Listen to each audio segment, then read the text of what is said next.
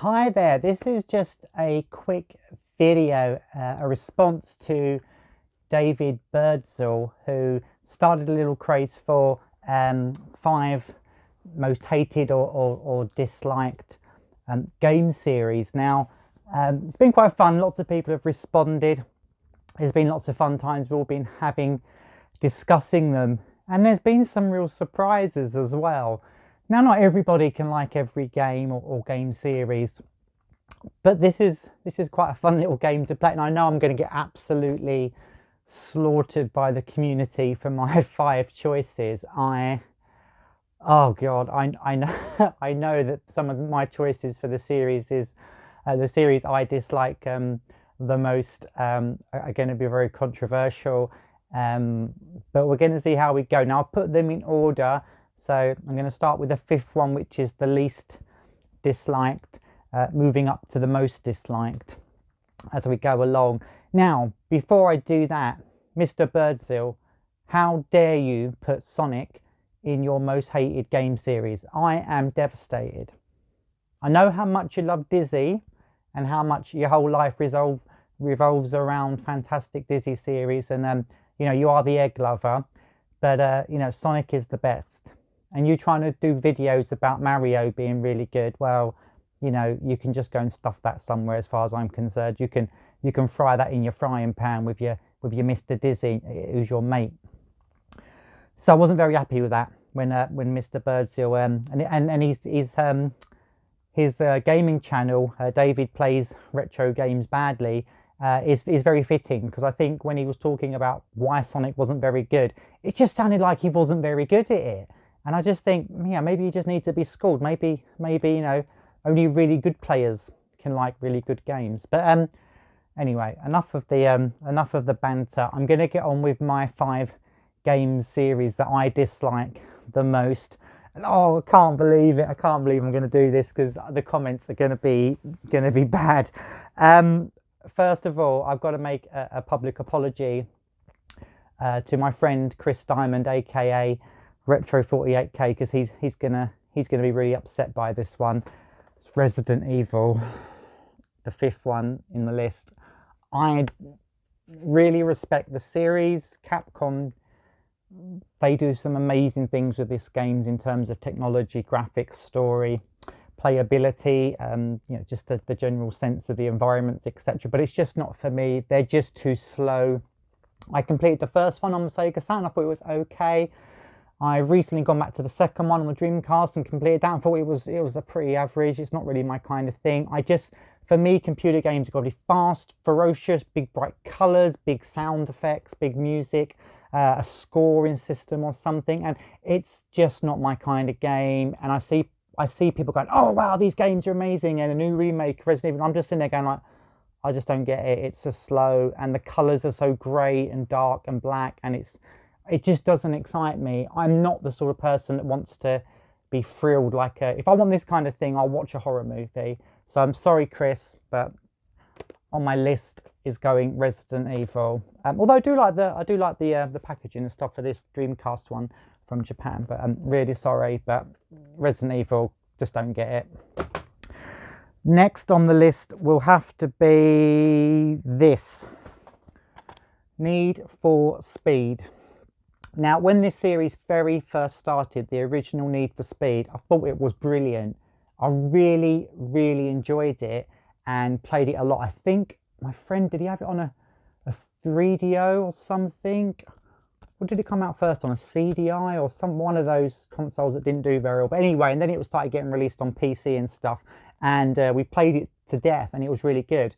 Then the second one was okay, and then it started building up, and then it got to the PlayStation 2 era, and it started turning into things like this, like Need for Speed Underground and Need for Speed other bits and pieces, and it just got really, really rubbish. Where it went from being quite a fun arcade racer that had some good ideas and getting away from the cops and stuff, it then tried to turn into like a GTA sort of game, which just didn't make any sense for me as a games plat, and I just thought they lost everything that they had about them. So Need for Speed, it started off good 20 odd years ago. It's really rubbish now. It's really generic, and it's by EA. Yeah, and EA got the, I don't know if did EA make them from the start. I think they did, but I think it's just more where EA as a company have turned into this just massive generic machine. And all these games now, I just find them so repetitive, so generic, and they just don't offer anything to me. So Need for Speed, rubbish. Rubbish.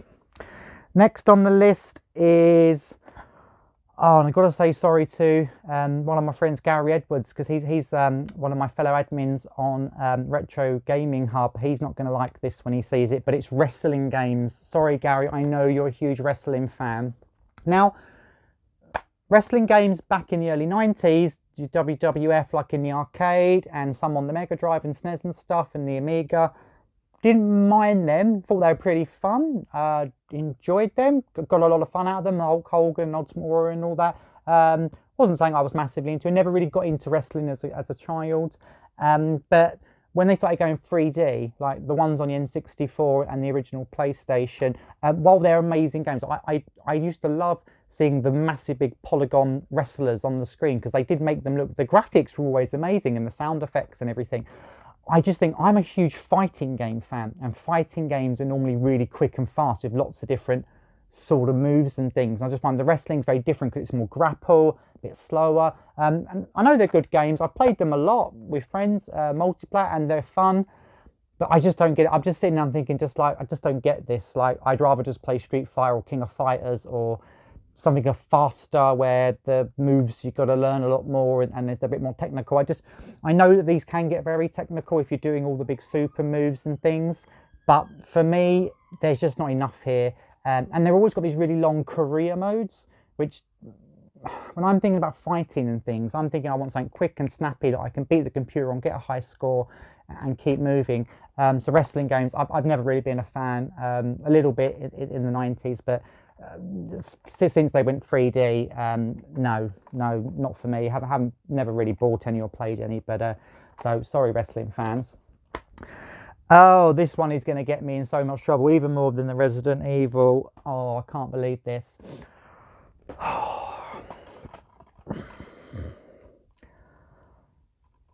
Grand Theft Auto. No. Now, again, the original one, when I played that on the PC, the top-down 2D one, it was okay. I liked it. I completed it. I did all the missions, and I felt not a bad game. Quite enjoyable, quite funny. Yeah, and it was fun to play. And then there was like the GTA London as well, and that was quite good. All fine. I think, yeah, it wasn't something that really made me go, wow, amazing. But by the time the third one came out on the PlayStation 2, I really started to lose interest. Now, let me tell you the story before you just jump down my throats. So, I had a Dreamcast, obviously, and I really enjoyed that. My brother then bought a PS2 when that came out, fine. And this was, the GTA 3 was the big game on that system. Excellent game. One of the best games ever made. I'm not criticising it as a game.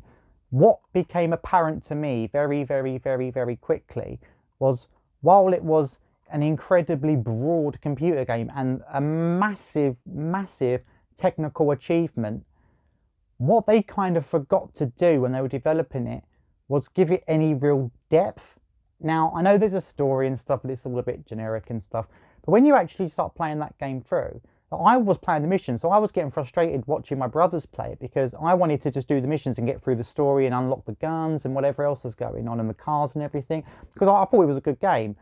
What happened though, when I then went around a friend's house, they were doing what my brothers did and they didn't care about the missions. They were just putting in the chi and running around and just killing everybody and sleeping with prostitutes and all that sort of stuff. And I get the fun of it. It's just a fun blast. It's mindless. There's, you know, you can just do some crazy stuff with the cars and stuff. But ultimately, to me, it was just some huge big tech demo of like, this is what we're capable of now of making into computer games. I think something like Morrowind, Elder Scrolls, or something like an RPG or Fable or something where there's a massive big world is probably better for me. I just think with something like Grand Theft Auto, it needs some sort of RPG element for me to get engaged with it when you're going to have a world that big. So for me, just running around like action and just shooting things and running people over and starting fights with random people in the street, it just gets very, very monotonous and very, very repetitive really, really quickly. So I really started to dislike Grand Theft Auto. And then I played, what's this one, the fourth one, and I think I was watching my brother at Christmas play the fifth one, and I'm just like, this is all the same. The graphics are just getting better and the sound's getting better. There's not really anything new to do. What I would say about Grand Theft Auto, I thought LucasArts' take on it with Mercenaries was much better. So that's what I would say, because that came out a year or two later after Grand Theft Auto, maybe a couple of years after Grand Theft Auto 3, and I thought that was much better, and I liked the scene a lot more, and for me that seemed like how that sort of game should make. So I know everyone's going to be like, oh Faith, what are you doing to me? But I'm on to the last one, the final game series I absolutely detest. And I don't think I'm going to be alone on this one, because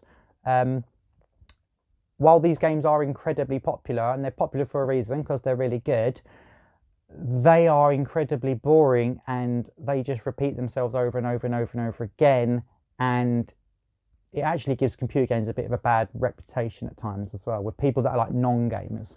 And it's these sorts of games. I'm going to pull out Call of Duty because this is like the big one that everybody plays, but I think this is more just a representation in general of first-person shooters from about 2001, 2002 onwards. Now, I was a big fan of first-person shooters in the 90s. Loved the Wolfensteins, Doom, the ID ones, GoldenEye, Soldier of Fortune was a good one. There was countless ones, Quake, loads of great ones, Unreal Tournament and everything. And I liked those kind of games. What started to happen though with these sorts of games is where they got very, very, very popular, they just started churning out the same thing over and over and over and over again, because they knew people would pay £40 a year for it. And this is one of the biggest culprits. It's a bit like EA with the FIFA. I mean, I wasn't going to put FIFA in this because I actually like football games. I wouldn't say a FIFA. I mean, I wouldn't buy FIFA nowadays, but I like football games. So, but I don't like these games. I find them really boring. I find them repetitive. I watch people play it online, and I just think, why are you wasting your time with this? Why don't you play an actual game that actually gives you a story, lets you do things? But I get why it's fun. I remember, I think where first-person shooters really, really went downhill for me was when it got to Halo 2, and watching my friends play that game for about a year solid, and absolutely caning it to death, and absolutely loving it. And I can see why they enjoyed it. Some of these first-person shooters are technically brilliant, you know, graphics and sound and all that, and very playable with great controls. And it's not about them being rubbish games. It's just, for me, there's absolutely no appeal there, because they're all the same, and they've been the same for the last sort of 10, 15, you know, almost 20 years. But for me, Halo 2 was where I just went, no. Because I played Halo on the original Xbox, and it was a great game, massive achievement, and all the rest of it. And there were some other great first-person shooters like Doom 3 and that were coming out. And then Halo 2 came out, and everyone just went crazy about it. And I just couldn't do it anymore. And they haven't really got any better for me since then. And all these modern warfares and Fortnite and all these other ones, whatever they've got these days, I just think they're rubbish. Yeah, first-person shooters now, unless it's like something really different, like Portal or something, but that's not even a first-person shooter, that's just a first-person game. Unless it's something really different, I'm not going to be interested. Maybe if they did like a new Unreal Tournament or a new Quake Arena game or something, I might get into it. I know there's a new Doom coming out, and Doom on the Switch looks very good, but no, first-person shooters, rubbish, absolute rubbish. So there you are, David. I'm still not happy about Sonic. I'm actually really upset about that. I think that you should apologise to me and the rest of the Sonic community for what you said about Sonic. And at the end of the day, if you're just rubbish at computer games, it doesn't mean that it's bad. So that's Retro Fave signing off. That was my 5 games. I hope you've had fun, and please don't cane me too much, fans. Don't unsubscribe. It's just a bit of fun. So thank you for watching. Keep it retro.